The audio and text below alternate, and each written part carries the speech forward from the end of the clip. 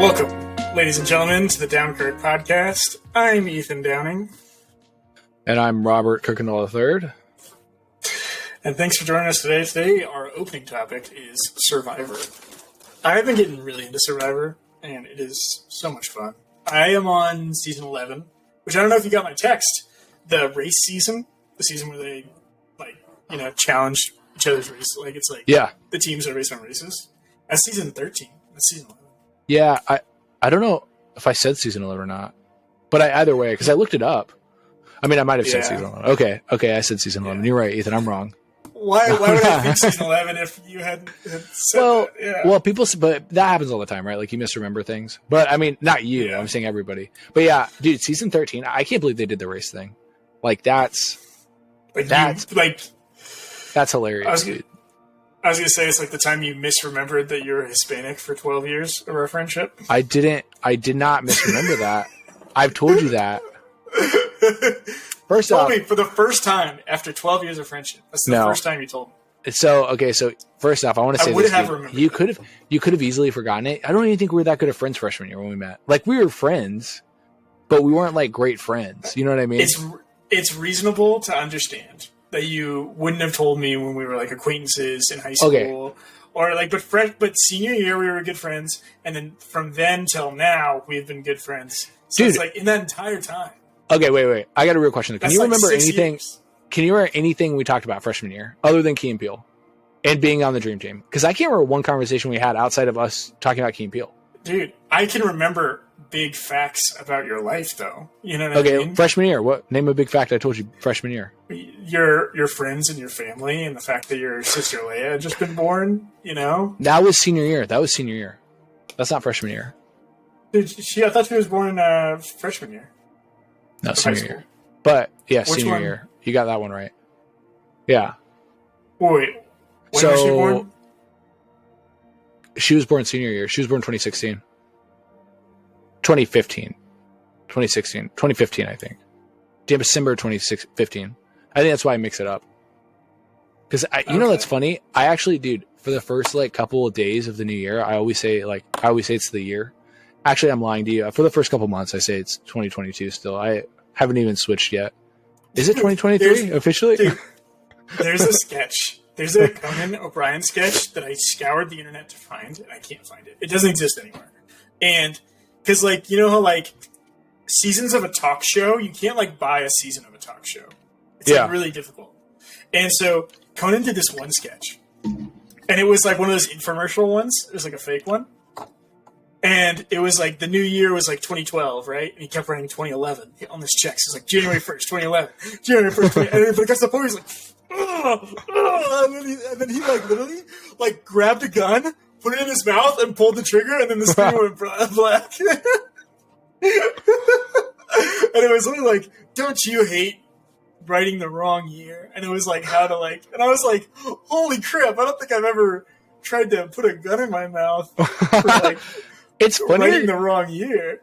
It's funnier to think that he had the gun prepared. He just has the gun on hand. On site. I know written already. Yeah, dude, it's January 1st, 2011. That's a suicide note. It's a miswritten check. That's all it is. But oh man. But yeah, dude, in regards to Survivor, dude, I love Survivor. I was telling you about Survivor. Actually, dude, I have a Survivor headband. I have, you know what I mean? We were talking about that. Have you seen it? The buff. Yeah. Have I shown it to you yet?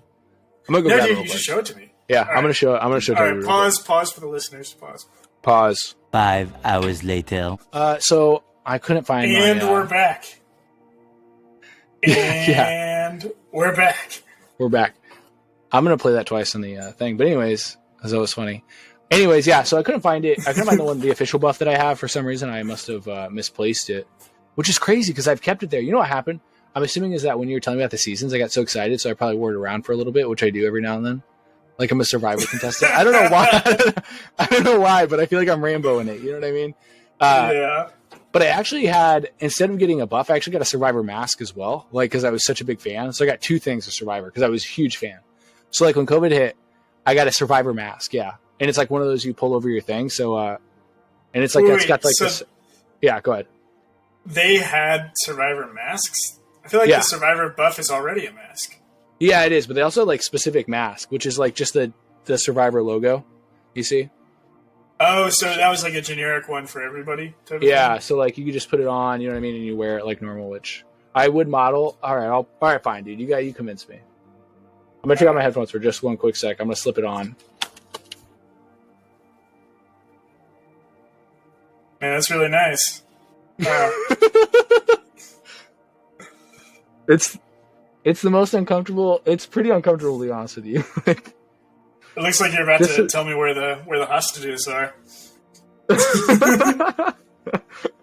Dude, it's definitely one of those things. By the way, I'm not wearing it the best, but it's one of those things where like you can easily get a headache like really quickly. But the one thing I liked about it was that like when you're not wearing it as a mask, you can kind of just wear it around your neck like this, and I don't know. I did really enjoy that part, dude. I've also used my buff as a like scrunchie for my hair. I've done that a lot actually. Like on when I don't have a thing. Seen girls do that on Survivor. Dude, it's like got to be one of the hottest things ever on Survivor when they use it as a tube top. Yeah, I've done that too. I've done a tube top when you know right around my breast area, just pull it up, dude. Yeah. I don't know if I told you this, but like so that thing, if you do that, which the women do all the time, it doesn't like retain form quite as well as you think it would. Like it kind of feels it feels like different. Stretches out, and then they have to keep doing that. That's the only thing they can do the rest of the time is use it as a top. You think one of the camera guys is like, hey, use it as a top? Like, no, you just do it once. Like you can just wear it after that like a normal, bandana. And she's like, okay, and then she can't. It's like so loose. The hottest season by far. Like not even like laps all the other seasons. Like you know what I mean? Like if all the other seasons were running on a track, they're like John Candy, like after he died, and then this season is like Usain Bolt. Like season 6 is like the hottest. Like there was more chicks pulling their tops off, more people like doing like crazy sexual things in that one than any other season. Like not even close. Like I wonder if some people pull out their favorite season. That's funny. I wonder if that'll hold true though. Like after the later, because dude, there is definitely later seasons where like, I don't know, like you know what's funny on Survivor when people are like sleeping together, but they don't like, but everybody has to act like they're not. Like they didn't, like you know what I mean. Like they didn't just catch like Rob and Amber making love, in the middle of the season. I don't know if they did though. I don't know if they ever did in season 8. I don't know. I don't think they.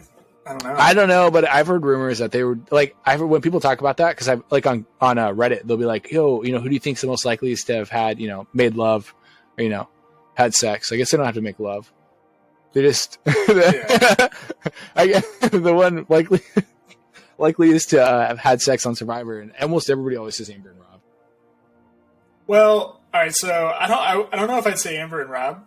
I would say Amber and Rob in terms of like how much because they actually like fell in love and then got married in real life, like on the show.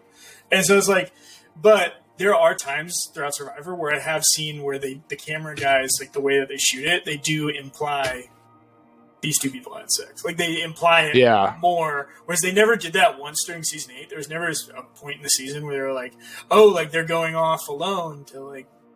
It's not. They didn't. You know what I mean? There wasn't like a time like that. So I don't know.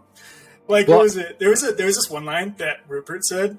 It's like there was this one time where I rolled over in the hut and I looked at them and they looked at me and they could not look more guilty. It was like, dude, Rupert's the best. Rupert's my all-time favorite. I changed it. It was Colby. Now it's Rupert. Yeah, Rupert's great. Rupert's not my. He's not my all-time favorite, but I love Rupert. He wears his heart on his sleeve. He lives and dies by his emotions. I love it. All right, so there's something about a person that is passionate that is like also all right because I'm not just so I'm attracted to certain attributes in people like as friends. You know what I mean? Like there's certain attributes in people that I really like. I like it when people are passionate, but not like a jerk, you know what I mean? Because you can be a passionate person and just like yell at people in traffic and just be mean. I don't like it when people yell, but like if they yell in excitement, you know what I mean? Michael Jordan was certainly passionate, but obviously, he's known for not being the kindest. he's not a fun guy to hang out with. No, that's what I'm saying. No, I'm saying that's what I meant. There's a difference between being passionate and like, you know, and like being friendly about it, right? And being passionate and being mean about it. You know what I mean? I'm saying passion can run both ways, you know? And that's what I was trying to say is that like, cause you're like, you know, and I just meant like, yeah, passion can be like Rupert or it could be Michael Jordan where he's like blaming you for everything. Although Rupert had some of the Michael Jordan in him, you know, like who voted for me? You know, like when he yelled at that guy. He was born in the wrong time. You ever see guys and you're like, man, this guy was born to like cut skulls. Like this guy was born to like sharpen knives and like. And we're back. Sorry, more technical difficulties. We're enduring. We're persevering. We Absolutely. are getting our podcast done regardless of the forces of nature and technology. It's Bill Gates' fault. He, you know. Of nature? I feel like you act like a tornado just hit your house. Dude, when that you're doing the podcast, so, all right guys, we're back, you know, and you're like, we just hear your boss like chewing you out in the background. He's like yelling at you and like telling you don't work enough, and you're like, all right, back with the Downkirk podcast. Dude, one of my favorite, that reminds me of one of my favorite Impractical Jokers scenes, where they had Joe Gatto be the guy in the drive-thru. And so they had the video of the guy listening to the intercom. And then they told Joe, hey, have like a really intense confrontation with another coworker while you're taking this guy's order. He's like, all right, so that'll be 2 large fries. I'm up to here. If you take that off, I'm going to lose it. Like, you know what I mean? And then the guy's like, yeah, and then a large Coke and a Xanax for you. That's what he said. That's so made me funny. Laugh so hard. That's really funny. Remember that one time they kept wanting Q to call this guy Mustache, and then the guy had a blurred face because you could tell he got pissed. So then he didn't sign the waiver to be on the show. Yeah. And so they put the blurred face over him, but then they put the mustache icon, which was hilarious. That is really funny. They had like a floating mustache for him, so like whenever he would move, it would be like. But he would like move independent, as if like it would like jiggle back and forth. And he would be like, hey. It was so like funny, so dude. Funny. It was hilarious, dude. What if the mustache just started like slowly like going up on his face? I've had it up to here with you, like the mustache is like just I've had it up to here, and then like the mustache just floats. Oh man, that'd be funny. But yeah. Go ahead. That's another thing I noticed is like how different things that you call someone in different parts of the country will get you into a fight versus they won't. Like this guy was ready to fight you over calling him a clown. Like whatever clown. Like you know what I mean? Calling him a clown was like I don't know if that's just that guy or something. Well, or like, what you know is what it? I mean? Yeah, Back to the Future they have that one where they're like if you call him like what was the word? If you call him something, he always does it. You know, what are you? Oh, was it like chicken? An insult or something? Yeah, no. What are you? Chicken Marty McFly? And he's like you, like just that phrase specifically, chicken. Like, could you imagine that someone's like, "What are you, a city slicker? What are you, Ethan, a city slicker?" And you're like, "That's it. Let's go." Like, I don't care who I have to put in harm's way. I will beat you at anything. I mean, I don't know. It's so silly. I have always just like given into that. Like, you know what I mean? They'll be like, what are you, like a wimp or something? Like, and I'll be like, yeah. Like if I don't have to do whatever you're trying to get me to do, then yes, then I'm that thing according to your definition. Like you know what I mean? Like there's plenty of times like that in the Marine Corps where they were like, why don't you do this thing? I'm like, because I don't want to. I guess by that, yeah. I guess I am. That's Sorry. funny. Like, I love it. Yeah, I just love that people say it as if like that's going to change your mind. Like it's peer pressure at its finest when they're like, "What are you?" You know, like "What are you, yellow bellied?"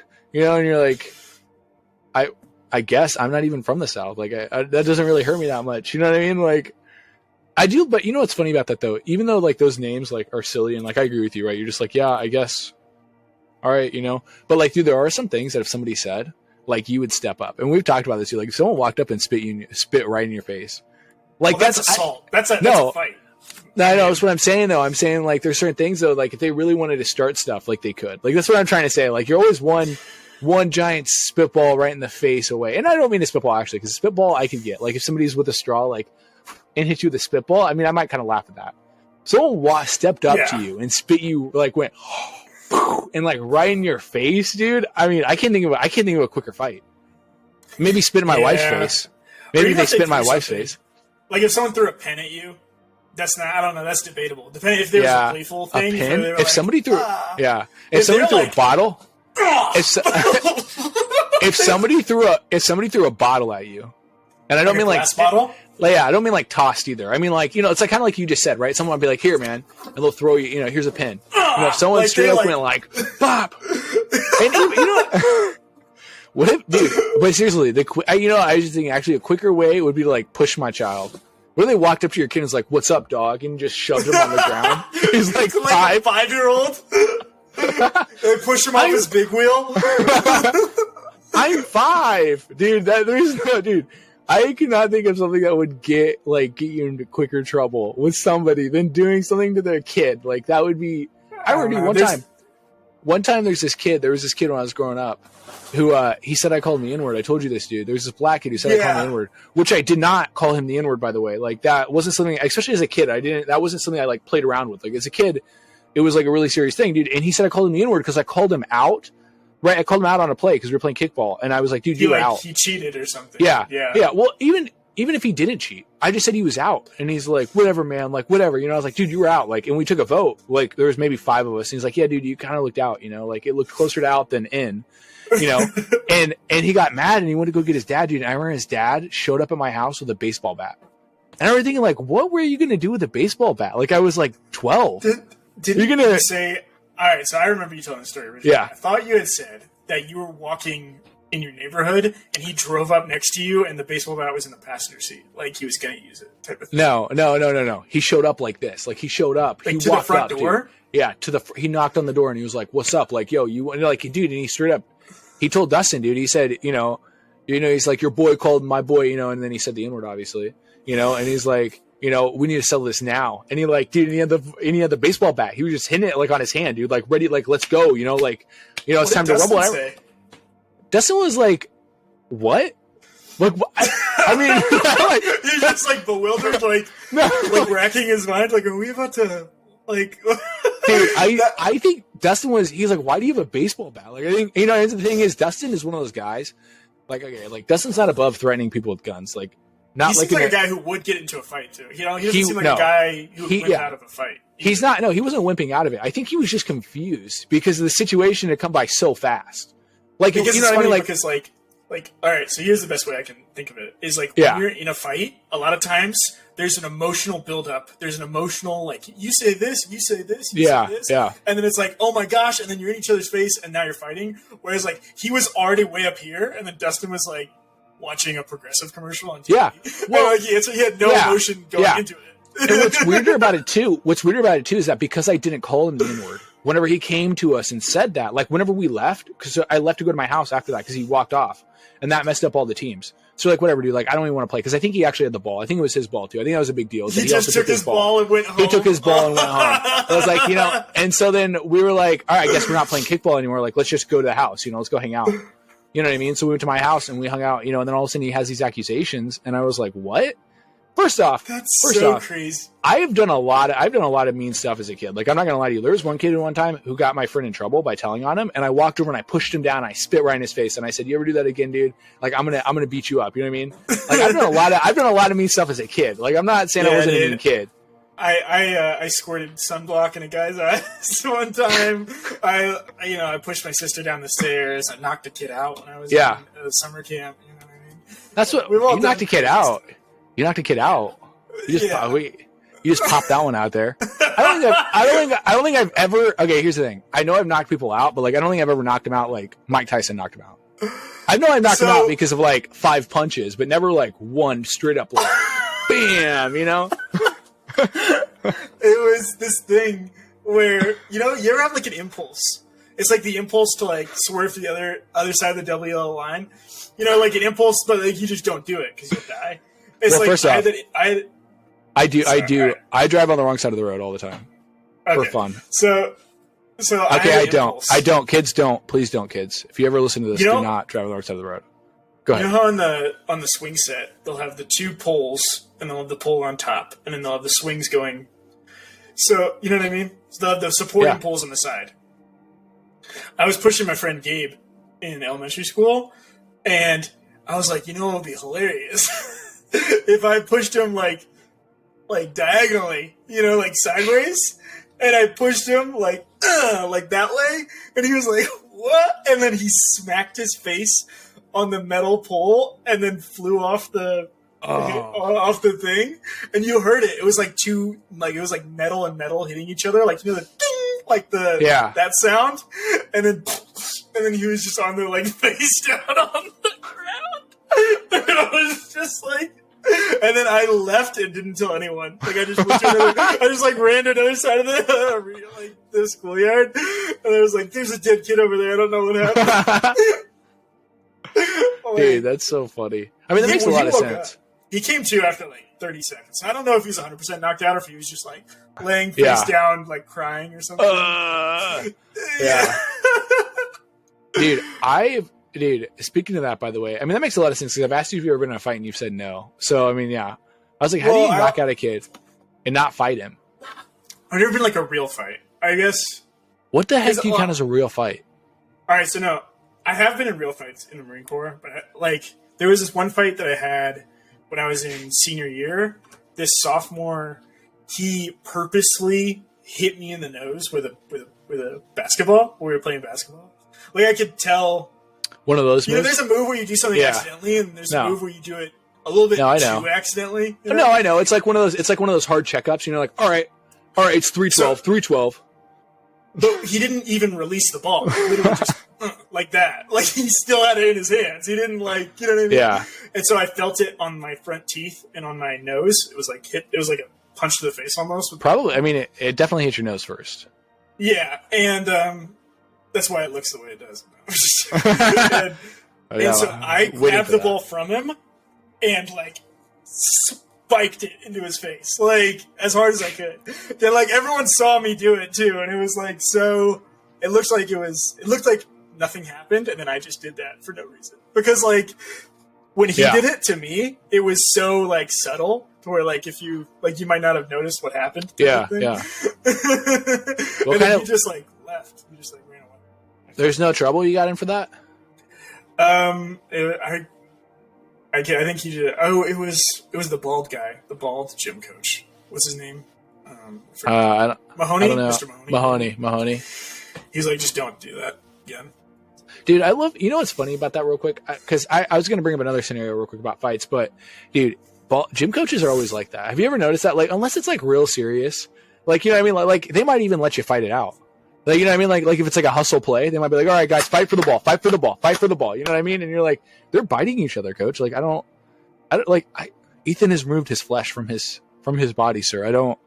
Maybe we should call a timeout on this. But like, then I remember like Miss Funk was always like, you know, she's blowing the whistle right away. Like if two people touched on anything, she was like, all right, guys, break it up. You know, like she's also a woman. I think women just naturally don't like it wasn't even that, fights. dude. Yeah. It wasn't even no. But I'm saying it wasn't even that. I'm saying I felt like Miss Funk never went out of fun. And here's case in point. Whenever I wore all those shirts and you know and pants and stuff, dude, she told me I would fail the class if I wore that to the gym. She told me that. She said, I'm going to fail you in the class. Like you're not going to wear that. And I remember every other male gym teacher, like the next year, gym teachers would come up to me like, dude, are you the guy? And I was like, what are you talking about? And he's like, you know, the guy who like wore the kid who wore all those clothes. And I was like, oh yeah, dude. And they're like, dude, you got to do that again. They're like, who do you have for gym? Right. And they're like, yes. Like they're all like clapping it up, dude. And I remember thinking like, this is so funny that like dudes are like, do it, like put on more clothes. And the female gym teacher is like, I will fail you in gym. Do you want to have an F in gym? Nobody gets an F in gym. Which is so crazy because like if you wear the gym shirt on the outside, which you did, you tried to do. Then like who cares? Yeah, because the whole thing is that you need to wear the same shirt. Yeah, the uniform. But you did do that. You did do that. I don't know why she was so upset. Like, it didn't make any sense to me. Because I didn't do anything, you know, well, okay, maybe I did something wrong, but I didn't do anything significantly wrong, you know, to the degree that, like, she should be able to do that. It's like whenever, dude, do you know when I brought water in a bleach bottle to school? Yeah, dude, that was hilarious. Dude, I got 5 days OSS for that, and the reason why is because they needed 5 days to test it to see if it had alcohol in it. But the thing they put me down for was disruption to class, but I didn't actually bring it. I brought it to school, but I never brought it into any class. And I think part of that reason is because I was really embarrassed by it. It was really funny, but then there was one teacher. It's funny at first. Yeah, there was one teacher I had a crush on, and I don't know, like, do you ever? I just didn't want her to see my stupid antics again. You know what I mean? And that sounds weird, like, especially obviously because I'm a freshman and I had no chance with this teacher. But I just felt weird about it because I was like, I don't know, I don't want to be stupid around her. Like, I want to be cool. You know, I want to be Mr. Cool. I don't want everybody to laugh at me. I had a crush on my 4th grade teacher so hard when I was in 4th grade that I still thought I had a shot in high school. Dude. When I was in high school, I was still thinking to myself, one day, maybe when I'm 18, maybe. Like, I was still thinking to myself, maybe it'll work out. And it's just, I realized it wouldn't ever work out. I've bought in. First off, I want to say this, dude. Up until you're 18, you always think you have a shot. I feel like 18, right after you graduate high school, stuff starts getting really real, really fast. And I don't mean like, oh, the world like hits you. I mean, like, what I mean is that you go to college or you go somewhere and you start realizing like what it is to be 22, and you're like, okay, like I don't know why they thought they'd fall for me when I was 12. They're starting, what I mean? Like. Yeah, well, and like when I was a kid, I never understood like why pedophilia was wrong. Because I was just like, who cares? Like you know what I mean? Like when you're 14, you're pretty much an adult at 14. Like, you know what I mean? Because when I'm 14, that's what I thought. I thought I was almost an adult. Dude. You know what I mean? You know what I mean? No. Okay, you know what's funny about that? Go ahead. Sorry, go ahead. So like when you're an adult, you realize just how young that is. Like, you know what I mean? Yeah. You realize that Dude, just how. I had the opposite thought though. I was concerned because I was so attracted to like 14-year-olds when I was 14. I thought I was a pedophile. Because I like when I was 10, I thought it was weird that I like 10-year-olds. And I know that sounds odd, but like I just guess because like I had that mentality where you're like, okay, pedophilia is if you like anybody at this age. And I guess like the qualification for pedophilia obviously is that you're not a child. You're not the same age as the person that you're attracted to. Right? But like when I was 10, dude, I was like, I remember asking my mom, I was like, is it weird that I like 10-year-olds? She's like, what do you mean? And I was like, I don't know. Does that make me like a pedophile?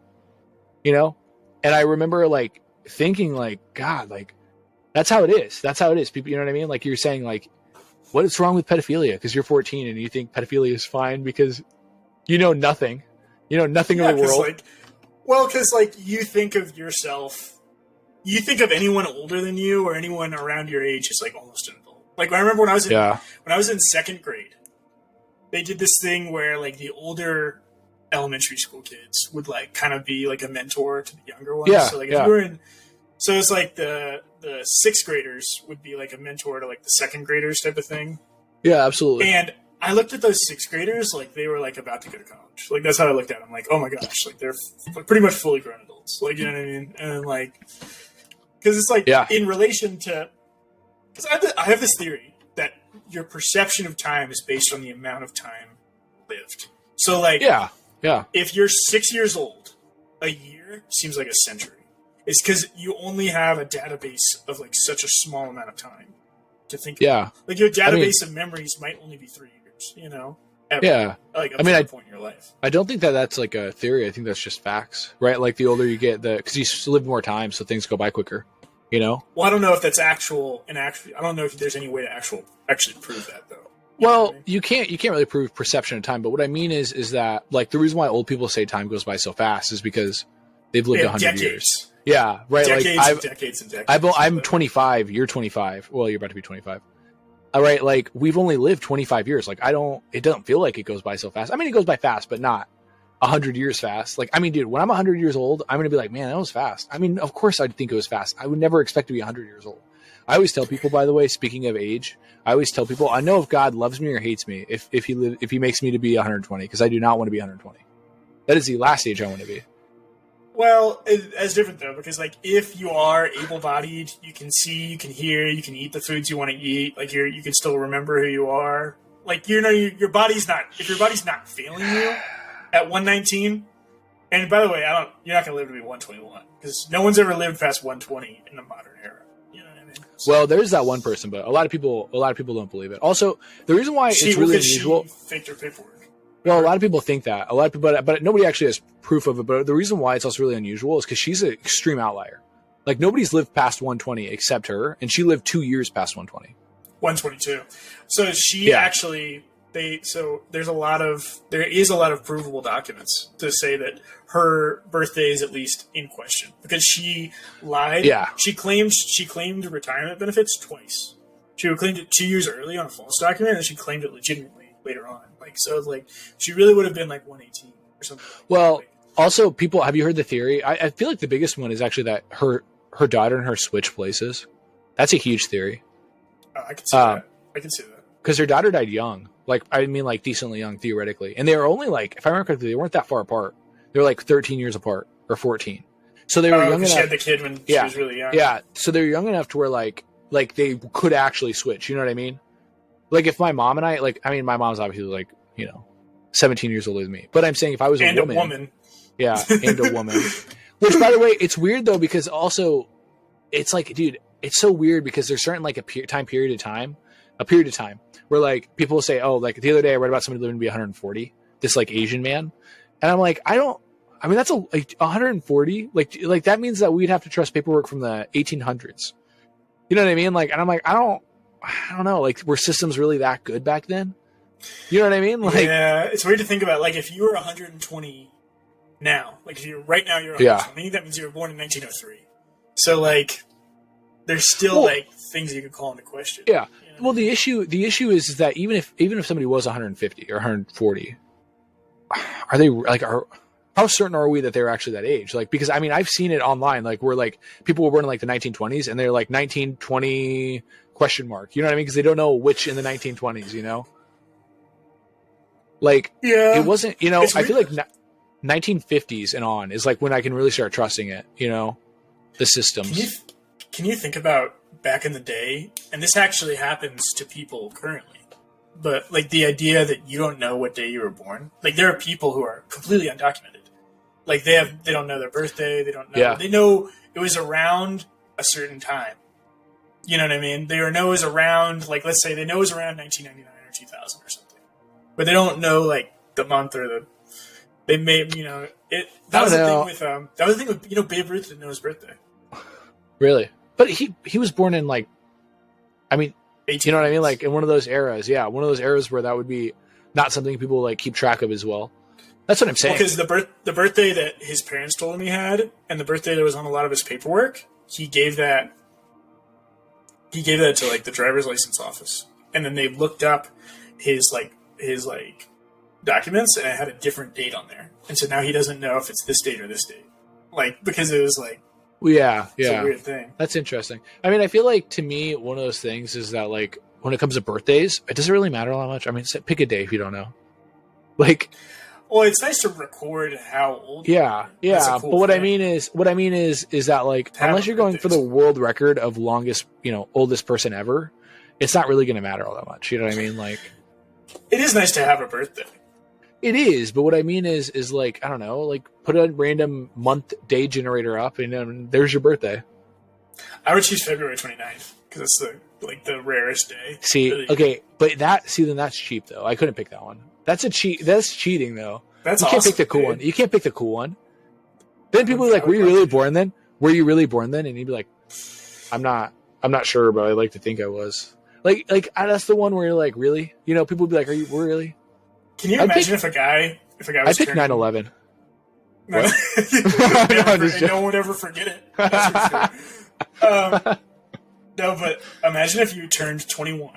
It's your 21st birthday, and your birthday was February 29th, but that year was March 1st. There was no 29th that year, and then you show the bartender your ID, and he's like, "Sorry, you have to wait 3 more years. It's not February 29th." He's like, "But it's March 1st. It's the day that would be February 29th." Yeah. Dude, honestly, what you would do is, if you knew the year you were born, I would just pick January 1st every year. I'd say, oh yeah, I was the first 2000 baby. 1201. Whole world. January 1st. Yeah, I was the first one of the new millennium. So, yeah. Yeah, 2000, January 1st, 1201. Dude, you know what's weird to think, dude? Somebody told me this, like 2000s, like kids, because now, like 2000 is like 23 and up, or 23 and down. Dude, somebody told me that they're like, somebody's like, oh yeah, I was born in the 19 whatever. They call you like 1900 kids. and everything. Like, God, that's so weird. That's how we're going to be thought of at some point. I don't like it when people say 1900s when they're referring to like the 80s or 90s. Yeah, because like that's just when you say 1900s, you should be referring to the 1900s. The like 1901 to 1909. You know that. At some point, it is going to feel that old, though. Like at some point, we are going to be that old. Where it's like, I've been saying that forever. Like that whenever we're like, let's say it's 2065, we're 67 years old, 68, and you go to the DMV to get your 80th driver's license or whatever, if that's even legal then, to drive your own car.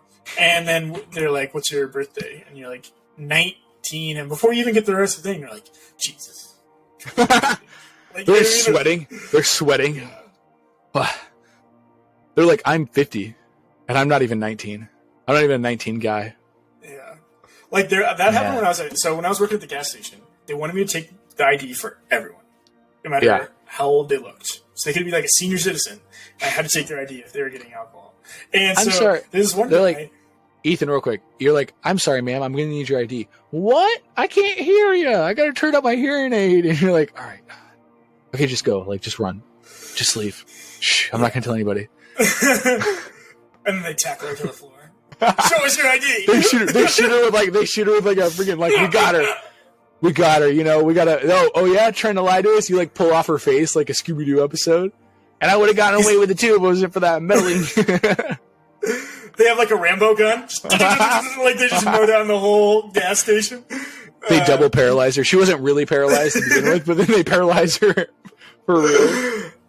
But there's this one guy, and he's like, I don't have my ID. Can I tell you my birthday? And I was like, sure, fine.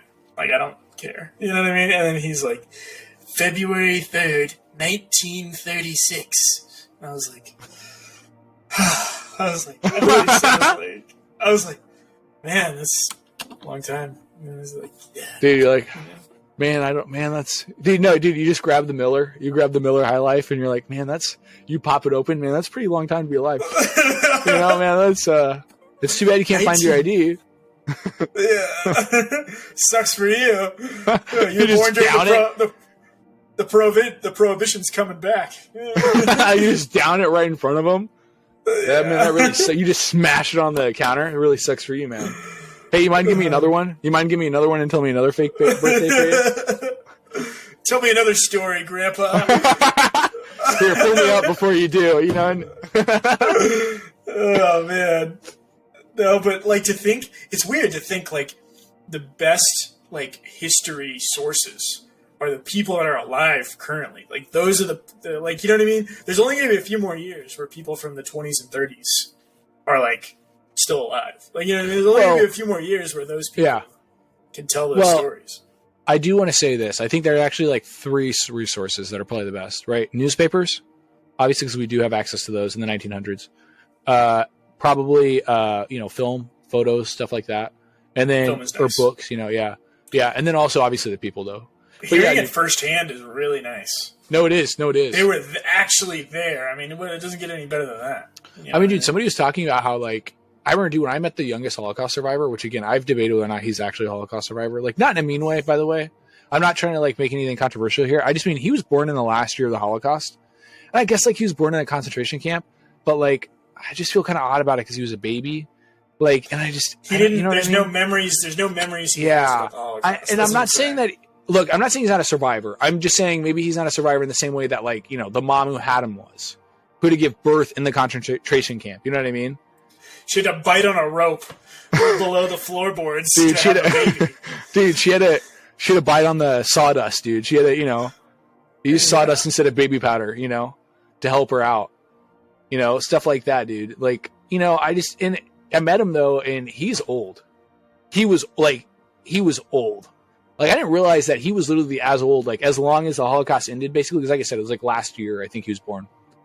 And he has a whole website, by the way. But he was born, like, say, like, 45, and then, like, and I'm like, wow, this person is literally the time length between World War II ending and now. Like, that's what he represents, physically as a person.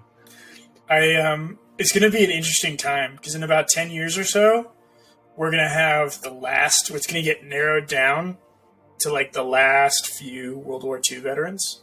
Yeah. And I've had this joke that like, what if the last World War II veteran is a Nazi and they win again? You know what I mean? Like They win again. They lost the first time. I mean, they got 6 million wins before they lost. You know what I mean? Hold up, we destroyed the country though. Like, let's not act like. Like, you know what I mean? Like they Dude, still hold up. Let me put it this way. They chucked up a lot of numbers before they. Let me put it this way, Ethan. If another young and stout political leader comes out of Germany, I think everybody's going to think twice about following him. I don't think we're gonna Sure. follow him right away. Austria.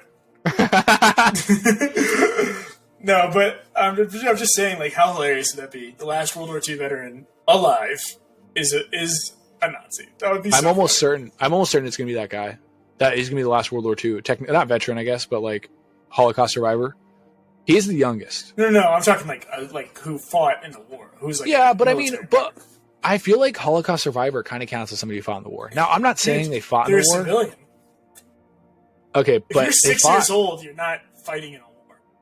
No, dude. But what I'm saying is being whipped by Nazis should count for something, right? Like that's a veteran or something. That's a separate category. But they were like they were like a prisoner of war times like, a billion. And hold up, you're only classified as a prisoner of war if you were in the war, if you fought in the war. I feel like, okay, but they're like above prisoners of war. Like the stuff they had to go through, dude. They're just prisoners. Imagine being a baby and having to eat, only knowing the taste of sawdust. You don't even know the taste of real bread. First of all, that you just die in days. And then second of all, like, it's not, none of those arguments like change that they're still not in the military, regardless of how bad it was. No. I don't. But that's the difference, though. Veterans don't have to be in the military, in my opinion. For instance, they've had wars with civilians, and civilians have been considered veterans in that war, but they haven't been actual military members of the government, right? So, like you would say in the American Revolution, right? There weren't some of those people who fought. Maybe they weren't actually a part of the formal government army. There wasn't as many. It was very disorganized. There wasn't as many like formal like ways to sign up. Yeah, it was like a lot of local militias who just grabbed the gun from their home. Yeah, what I'm saying though is that if you're in the Holocaust and you're somebody who's trying to fight against the Nazis and what they were doing in Germany, I think that would count as a World War II veteran. And granted, this guy at a year old can't do that. But I'm saying like somebody in that category who's like 13, 14, whose parents maybe like like Anne Frank, whose parents were maybe part of the resistance against the Nazis, I think could certainly be considered as World War II veterans to some degree. You know what I mean? All Anne Frank did was write in a journal. No. I'm saying her parents. I didn't say Anne Frank. But I'm saying there might be like a 12 or 13-year-old out there who had a much more like substantial role in the resistance, If you didn't exchange fire. Like, you know what I mean? Did you send bullets down rain? This is the rule I would say. If you didn't get shot at. I think if you didn't get shot at, I would say that's more fair. That's more fair. You know what I mean? Because I'm saying because you don't necessarily possess a gun, right? But if you didn't get shot at, then I would say maybe that's where you determine. Because I feel like most people get shot at, right? Like the enemy probably, or you didn't get like attacked like physically, like somebody had like a knife on you.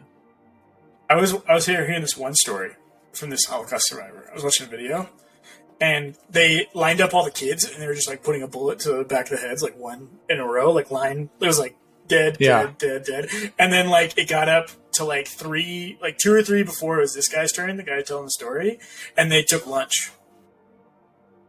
The Nazi he's like, I gotta take lunch, and so they took a break. You know what I mean? And then like a bombardment came, and like there was like an airstrike, and then they were liberated and stuff. But it was like, can you imagine that? It was like, all right, someone's gonna. I got a peanut butter and jelly burning a hole in the back of my pocket. Dude, what do you eat for lunch if you're in the Nazis? Like, that's a rough day.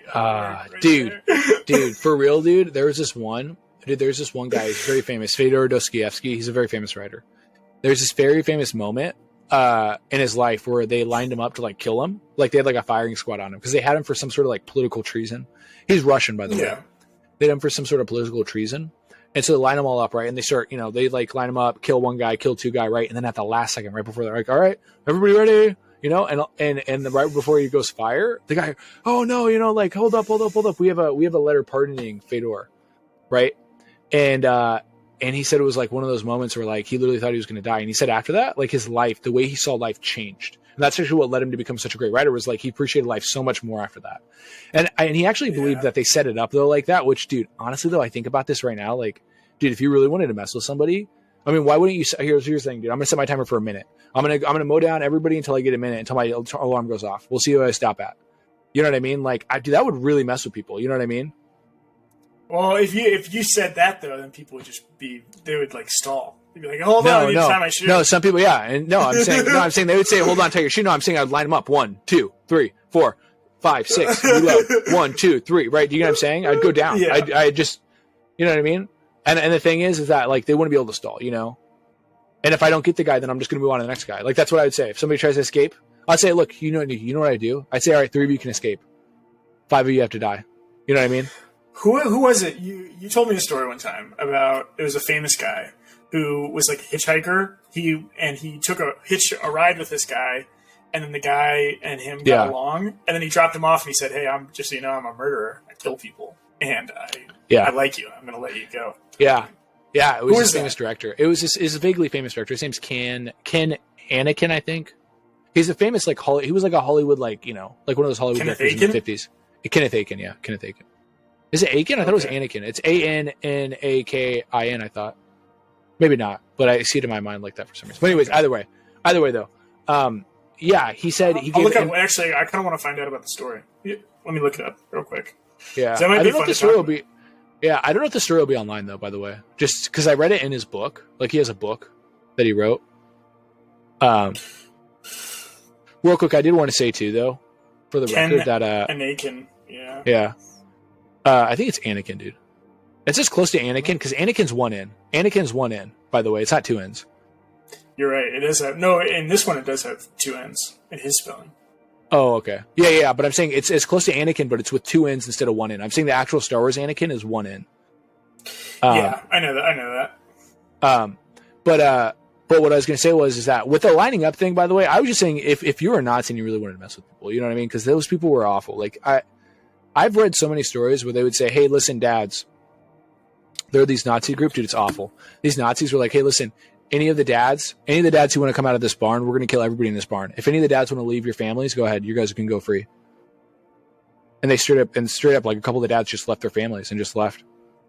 And then the families died in the barn. And I'm thinking like, dude, they just mess with people. You know what I mean? Like that's like, it is horrific. You know what I mean? But what I was going to say real quick about so much crazy stuff about that story, dude, is that like, it's crazy because he picked up the hitchhiker. And I've heard so many stories like that, by the way. Like I've heard other ones too that I could get into, but this one is particularly crazy because he just happened to like the guy. Like of all the ones that I've heard, this one is the weirdest in the sense that like, usually like one of them I've heard is like, oh, this guy really liked Jimi Hendrix. And so he's about to kill the guy, but he's like, oh, I can't kill you because I can't kill a Hendrix fan. You know, because he had a bobbleheaded Jimi Hendrix, you know, or he had like a CD of Jimi Hendrix in, you know, and he's like, I can't kill a Hendrix fan, you know. And I'm like, yeah, that stuff's kind of like crazy, but this one was literally just like, do I like you enough to not kill you? You know, and I'm like, that's for a 20-minute car ride, that's pretty intense, you know. And I remember, you know what's even crazier about that? I told you this too in the moment whenever I told you about the story. He said to the guy, he said, don't pick up hitchhikers ever again, because I literally was about to slit your throat. Like that's what I was going to do. From like the first moment I got in here, I was going to slice your throat and I was going to leave you. And he said, but I ended up really liking you. And so I'm not, you know, so I want to wish you luck in your career at Hollywood. Go ahead. I love hearing stories like that where something crazy almost happened, or something crazy happened so that something else didn't almost happen. Like, you know what I mean? Some stories where it's like really close like that.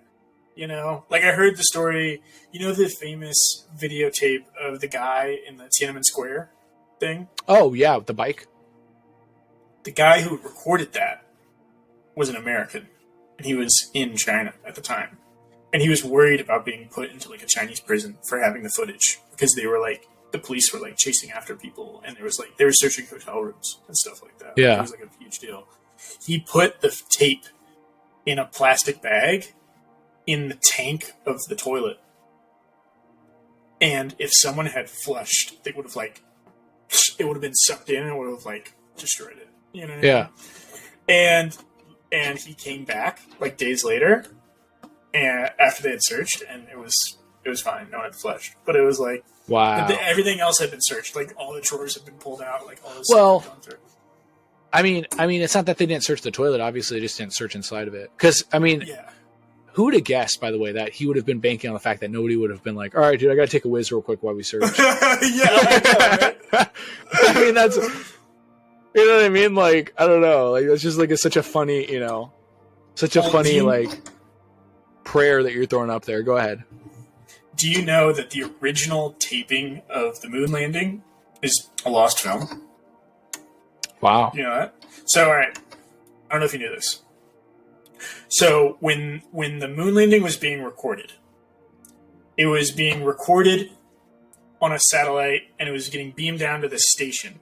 The station was getting beamed onto, like, this TV, and the TV was recording it on a blank tape. That tape was being recorded while it was playing on the TV. Like, it was recording the image. The image that all of America, that 1 billion people across the world were looking at, was a camera pointed at the TV screen. It actually wasn't the tape itself. I mean, hold up. You mean the studio in Hollywood was beaming it towards Houston? Right? So, like, the images that people saw was a video of a video. The actual video itself, when you see a side-by-side image comparison, was, like, insanely better. Like, way better. Yeah. And that video was taped over. Wow. Can you believe that? That's crazy. Because it got like shuffled in with a bunch of other tapes. And can you imagine recording over the moon landing? Hey, who's going to record the Super Bowl? I don't know. Let's pop it. Moon landing 68. I don't know. We'll pop. That didn't sound that important. We'll pop that one the in. Patriots won again, and then they just throw it away. Dude, what if they're like, all right, dude, look, they're like, all right, dude, I got he's like, all right, what kind of tapes do we have? We got one labeled Monica's birthday. Monica's like over in the corner. All right, we're not going to use that one. That's amazing. One, right? And then they're like, Dad and Mom's. Oh, sorry. Dad and Mom's fun vacation. All right, yeah, JFK assassination from a different angle. You know what I mean? It's like all kinds of crazy. The missing 18 minutes of footage of tape from the Oval Office during the Nixon Super Bowl 2. We're gonna go. That'd be so funny, dude. King Kong 1938. Pierce. Yeah. Dude, there's so many great lost films. We could talk forever about lost films. The Mountain Eagle is one of the most coveted. They consider that the most coveted lost film of all time. I think I told you about that one. It's the only Alfred Hitchcock film that's lost. The only one. Dude, that's so weird that you say that. Second. You know, there's only two. Oh, it's the second one? So, it's the first one he ever filmed, but it's the second one that was ever released. Okay. I was going to say, you know, there's two guys. You just said about Hitchcock and Chaplin, I think. I've only heard there's only one Chaplin movie missing, which is crazy. That can't be true. There's a bunch of short films that are missing, at least. Really? I thought I've only heard there was one Chaplin. Maybe there's more. You know what? Maybe it was. I think maybe because sometimes they do this. Sometimes it's one Chaplin completely missing. Do you get what I'm saying? Like sometimes, which is so weird, they correct that. Like sometimes they'll have stills from a movie and they'll be like, "That's not completely missing," because we have the stills. You know? Yeah. So I'm sure that there's probably sections. There's this one film that I heard about that they had 3 of the 4 reels. So they had the first, second, and fourth reel, but they didn't have the third one. Yeah. And that section is just missing. Wasn't Metropolis like that for a while? So Metropolis was originally 2.5 hours. It was cut down to an hour and a half, and that was the version that the world saw, like almost the whole world. Like there was a few copies. There was like less than 10 in existence of the 2.5 hour version. Yeah. And the 2.5 hour version, for whatever, got mixed in, and it was sent to Argentina. And Argentina had that copy, and that's the copy that they made copies of. And they thought, oh, that's just the copy that everyone has. That's the copy of the movie. And the rest of the world were actually like, and throughout the decades, they're actually looking for this 2.5 hour copy. They were like, it was like a great lost film.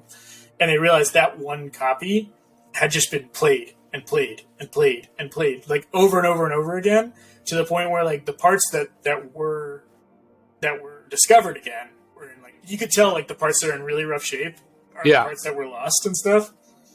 Well, didn't they? Aren't they still missing parts of Metropolis? Like I think there's like one scene that they're missing.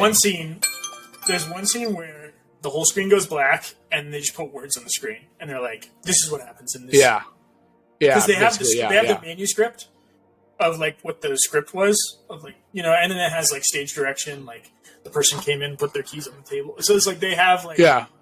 which I think because I don't know if you knew this, but for the Doctor Who episodes that are lost, sometimes they only have audio recordings, or sometimes they only have like they're missing scenes, and so what they'll do is they'll actually put animation for the scenes that they're missing, which is a really cool. Oh, yeah.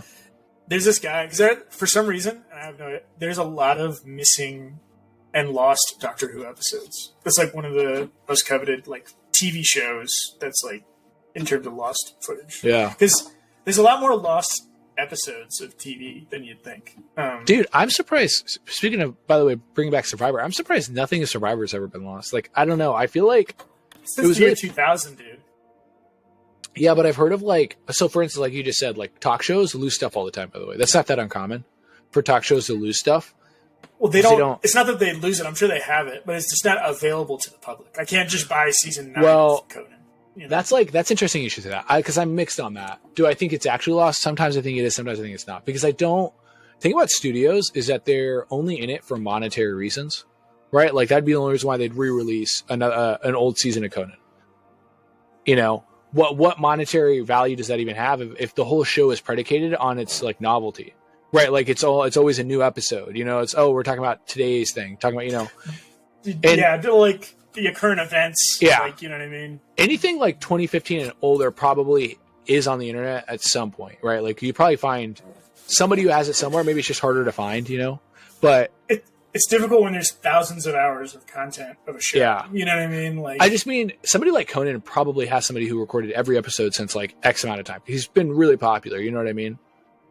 It's it's hard to find. It might be out there on the internet somewhere, but it's hard. Yeah, that particular scene though and it's very difficult to find a film or a piece of media that not a piece of media, but like it's very difficult to find a movie or a TV show that since the year 2000 is lost. Like it was made after the year 2000. Almost all of them are very well preserved.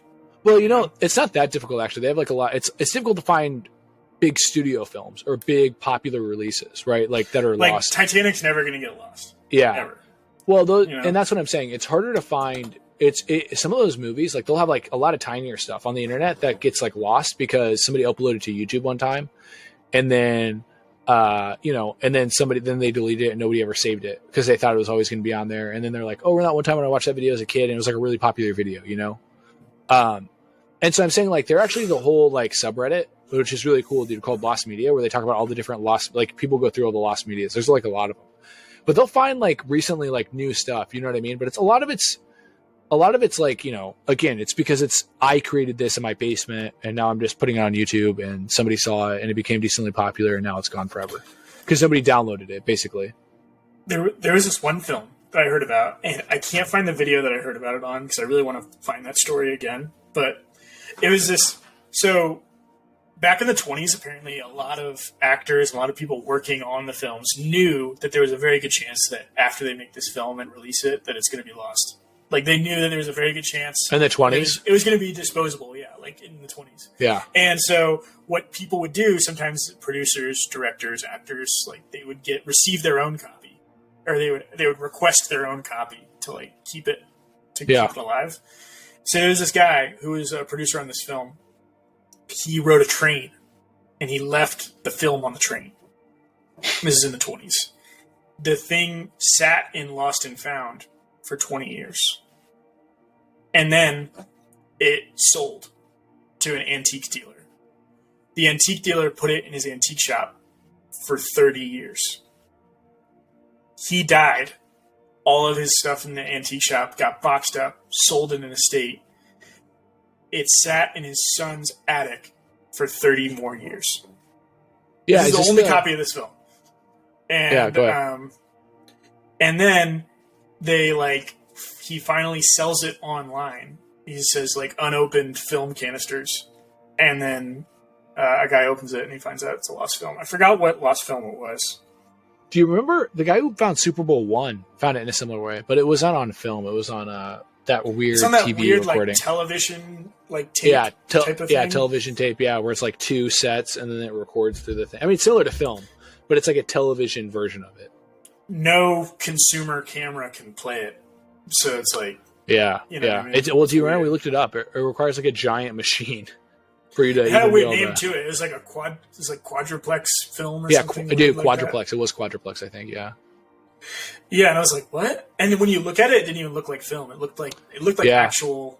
It looked Well, like a do you piece of rubber that you had like Yeah. strung up together. Do you remember when I told you, like, you're like, how are we going to find Super Bowl 2? And I was like, well, if we ever find any quadruplex, anything on quadruplex, probably should buy it because that has a good chance of being something kind of important because you don't just find quadruplex things. Dude, you know what I really wanted to do? I really wish they would have done this, but I was telling my dad, like, you know how like I told you I bought all 3 seasons of the original series of Star Trek? Yeah. I wish that they kept the 1960s commercials in. Dude. How cool would that be? Yeah, I no, would they love do to that. Dude, they do that like with a some Marlboro things. commercial. Yeah. Marlboro, No, man, you know? they do that with some things. I love when things do that like that. I don't know. It draws me in because I think, and I was talking about this why I still watch the opening credits and the closing credits of movies and TV shows, both of them. Obviously, you watch the opening credits on movies all the time, right? But I'm saying with TV shows, I watch them even if I've already seen them because there's something about that it's like the full experience. You know, I know it sounds odd, but it's the full experience. You know, I don't know. I feel like I'm being like, It's cool. I'm not like drawn in as much. Like when I watch Survivor, you know, Survivor kind of has a basic one sometimes. And also this is like a trick. Well, I don't know if I should say it out loud now because if you figure that out, then it might ruin the experience for you. But like sometimes, wait, how will it really ruin the experience? No, because it's not always the case. But they do it to some degree. They do list people sometimes based off of which order they go in, but I've also seen them do it alphabetical. So like that's the thing. You never really know because I've also seen it to where like they'll list so for instance if somebody's in it longer, they'll list that person longer. You know what I mean? Yeah. But it's funny though because that's not always the case. Sometimes like if it's a popular player, they'll list them last or first depending on the player. Or somebody that they think will become popular. But I'm just saying I've seen it where seasons where it's pretty close to like the order they went in. It's never exactly. You know what I mean? So that's why I didn't feel like it was ruining it completely, but sometimes it's close enough. I only watched the intros once at the beginning of the season, and then I skip it every time. And by the way, I'm up to season 11. Quality, horrible still horrible quality. Still when do they go to 420? When do they go to When do they go to HD? Because you know how what's it called when you know how TVs are rectangles now and they used to be squares? Yeah, letterboxed. So letterbox is where it has the black bars on the sides, right? Hold up, That's I can't. No, letterbox is when it's in big screen and then it has black all the way around. Because there's black up and down and there's black side to side. You know what I'm talking about? Yeah. So that's called letterbox. No, what you're talking about is it still has black on the sides. Yeah, So you're talking about like the 1.33 aspect ratio.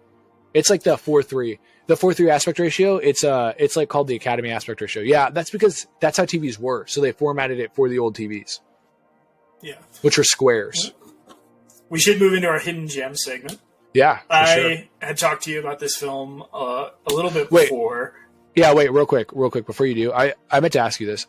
Have you? So they haven't gone to HD yet on Survivor at season 11. No, do you know when they switched to HD by chance, or are you just waiting for the surprise? Season 18 looked pretty good. I watched season 18. And it looked pretty good. I don't know if it was HD, but I know it was a lot higher quality than season 11. So at some point between 11 and 18, I'll let you know when. All right, cool. But 2010, Faster is the name of the movie with Dwayne "The Rock" Johnson. Very good action movie. I was telling Bobby, it's like Dwayne "The Rock" Johnson's version of Drive. Very solemn, very quiet character, very cold-blooded. You feel there's a lot of things in this movie that are said without anyone ever actually saying it. You know what I mean? Yeah. Which I know you as a director, I think directors try to do it all the time. How can I say something without actually having the character say it? Without saying it? Yeah, without saying it. Yeah. How can I elicit emotion in the audience without having the character be like, I'm sad because of I am sad. You know, so I'm The Rock and I am sad. For sure, yeah. And it was great. And it was a great movie start to finish, pumped full of action. Billy Bob Thornton is in it. He plays this detective this like heroin addict detective that's keeping it under control. He's like not letting people know that he's like shooting up in the back room. It's it's awesome. Why? For some reason, when you said Billy Bob Thornton, I immediately thought like he's like a minor Nick Cage. He's like a low level Nick Cage. Yeah, Nick Sage for sure. Nick Sage. What's your hidden gem? My hidden gem is this movie called Heist. It has Gene Hackman in it, and it has have you seen it? Heist. I might have seen it. Yeah, it's really good. It's one of my favorite movies for friendship. Again, it's one of my favorite movies for friendship. It's a David Mamet film, but there's this really beautiful friendship between him and the something Delroy. I forget his like first name. Dean Delroy. What? Is it Dean Delroy? No, it's something like that. Del Rey. It's Dean Del Rey. Maybe it's D. Del Rey. It's something like that. Here, I'm just going to look up Delroy real quick. Because it's Delroy. I remember it's Delroy. Just look up by the way, movie. it's such a cool name. Look up Heist. What year is it? Yeah. Heist. It's 2000. Okay. 2001. My bad. Yeah, it stars Danny DeVito's also in it. It's Delroy Lindo. It's Delroy Lindo. It's actually his first name's Delroy. But yeah, there's just really great like friendship, and I think there's just this really great plot behind Heist. And I think the thing I really appreciate about movies, and same way with you when you're talking about Faster, a good concise story. You know what I mean? It's just it's entertaining, it's fun, it's got funny lines, it's it's exciting. It's one of those movies, and I really love the relationships that are shown throughout of it, because it's like it's one of those ones where it's like the old time guy comes back, he's like, all right, this is my last job. You know what I mean? Which is I love that trope. That. I love that. Me and you were talking about that. My two favorite archetypes in film, like the favorite type of person, is the Yoda, the Gandalf, like the guy that's like the old mentor, the old wise sage, and then two, the old hero, the guy that used to do great things, and he's coming back out of the shadows, like Mr. Incredible. Remember, that's why I love The Incredibles, because he had newspapers of how great he used to be, and he's like an accountant, and it's like, I don't know, there's something cool about like the old hero. No, there is. No, there is. It's like that's my favorite archetype actually in any movie. I would say that's number one. That's my favorite too.